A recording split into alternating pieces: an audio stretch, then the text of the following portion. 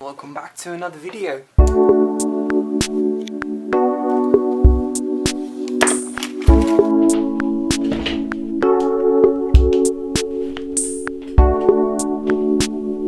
Welcome to a new video. Today we're gonna be talking about how do you start drawing and where do you actually start when you have no experience and actually want to learn something. I consider myself a mediocre artist, as you would call it.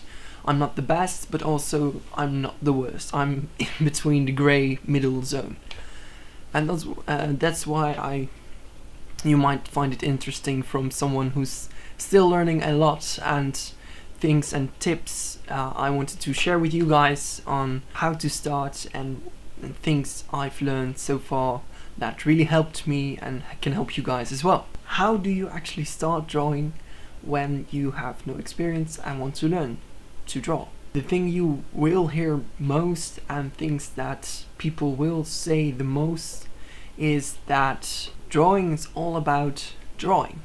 Drawing is all about doing and actually draw. One of the most inspirational videos I've ever seen about drawing is some French man, I believe, or someone who lived in New York, and his master or his teacher told him one thing, and to learn to draw you have to draw. Just draw. Keep on drawing and keep on doing the things. Just keep on drawing. That's basically the most valuable tip or trick you can learn. You just have to do it. You have to put in the hours. Since that's not really the thing you want to hear, I'm gonna give you some more tips on actually how to do that. How do you draw? People also talk about art block and no inspiration, but there's always something. There's always something you can draw. Tip number 2. The following tips will just be about how to keep yourself to tip 1 and keep on drawing. So tip number 2, get yourself a sketchbook. Yeah, get yourself a sketchbook and fill it. Fill that sketchbook with everything, with all the drawings. It doesn't have to be good. That's just also tip number 3, which will fill in with after you get a sketchbook. Have no expectations. Have no desire or expectations of what you are gonna draw. It's not gonna be good. If you don't think it's good, you're actually doing it the right way. Because when you make mistakes, you can actually learn from them. And I know that's one of the most cheesy things to say, but it's true. You have to make mistakes. I mean, look at my first drawings. When I first started, I was 14. I had no idea what to do and I was just bored. I was bored at school and I wanted to draw something. Well, when you take a look at these pictures, they're just the worst. They're absolutely the worst. But I kept going. Since I started at that age, I never stopped drawing. And I did not have expectations. I thought they were good. I truly thought they were good. But when you look at others, you will probably think, what? I'm the worst at drawing ever. It's not gonna work out this way. But it will. You don't have to worry about that. It's just as long as it's not good, you're going in the right direction. Now, I'm not saying that your drawings won't be good, but they will grow automatically. You will become better automatically, and you will have drawings that you're absolutely proud of and that are really good. But as long as you don't have the expectations of before, as long as you don't expect it to be good, you will feel much better when things actually turn out really good. So, and this is just an example of when you're filling a sketchbook. When you actually want to take a project on and things have to be good, don't worry about it. it won't be the thing. The drawing will never be the thing you have in your head. It will never be that way, and it's gonna stay that way. So yeah, you have to get a sketchbook now, keep on drawing, and don't have no expectations. Now tip number 4, look at others. That sounds big as well. Well, no. Look at others.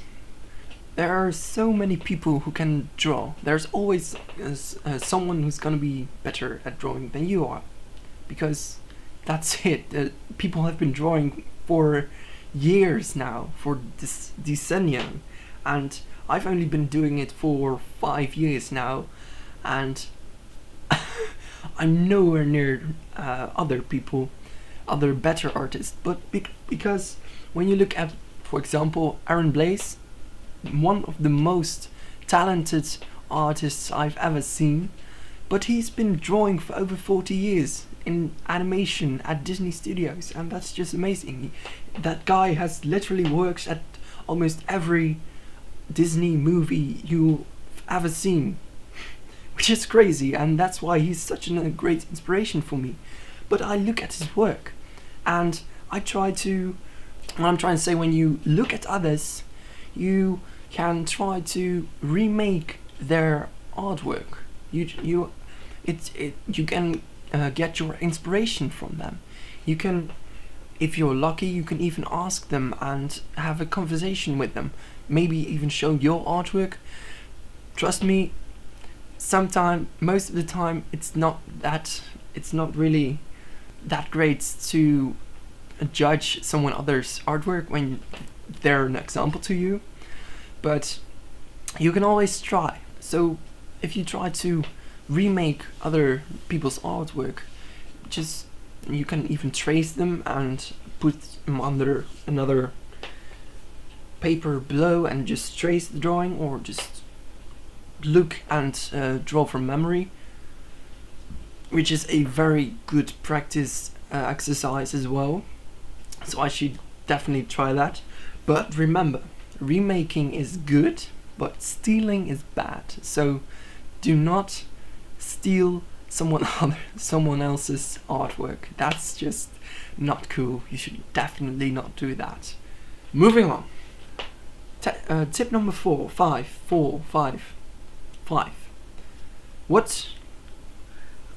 What do you actually draw? That's another problem, right?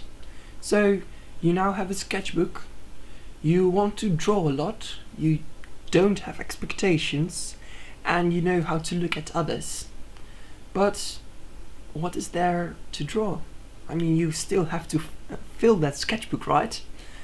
Well, draw the things you see. I filled my whole room with things that inspire me, things that I like, things that make me me.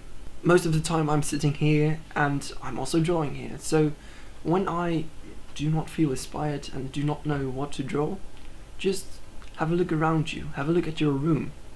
Try to draw the things you see, even if it's a pencil or something else.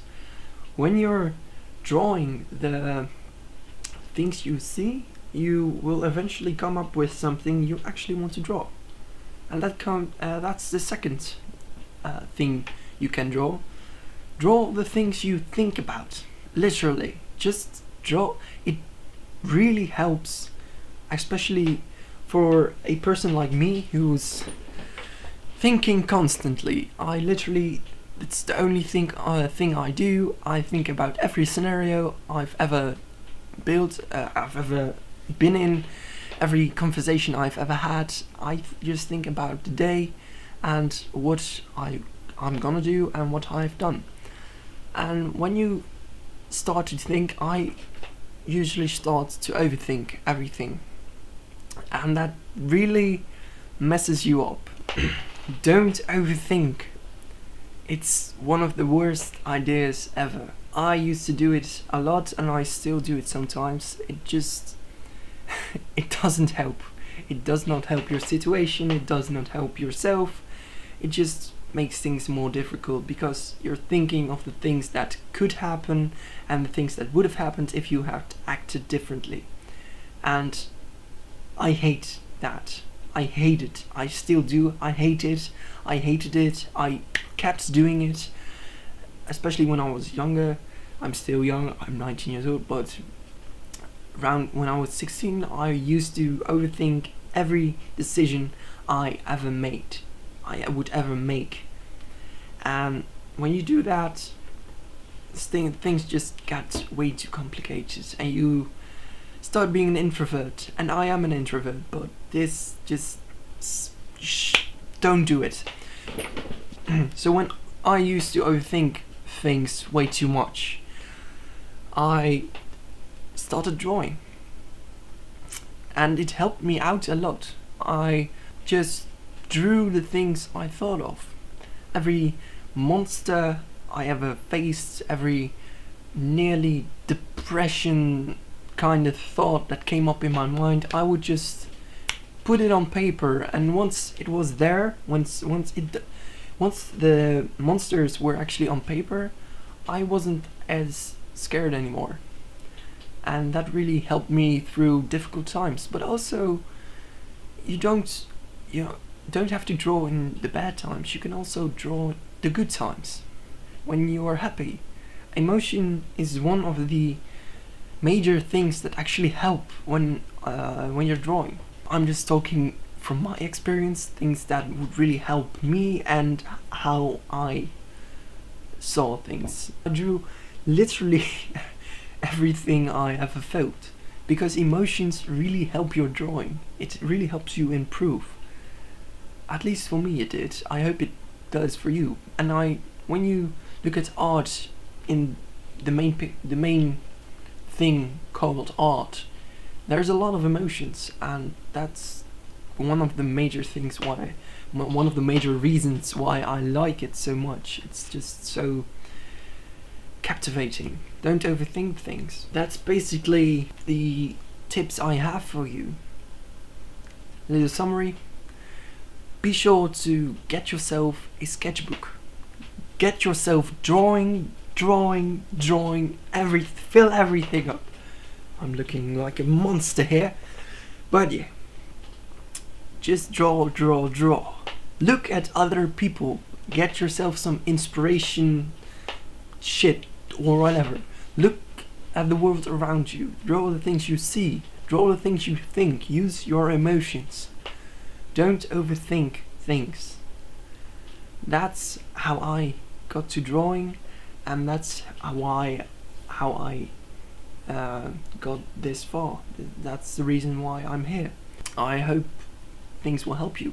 Alright, I hope that this helped you with your drawing and how to get started. I hope you liked me talking this way, and the drawing I was doing while talking this way. It's pretty much doodle. I have it right here. See, this is my sketchbook, by the way, at this moment. What I'm doing at the moment is just doodling a lot and making sure I put just as much ideas as possible on a piece of paper. And I really like this kind of drawing. This is, by the way, this is not the drawing I made today. This is the drawing I made today. Yeah.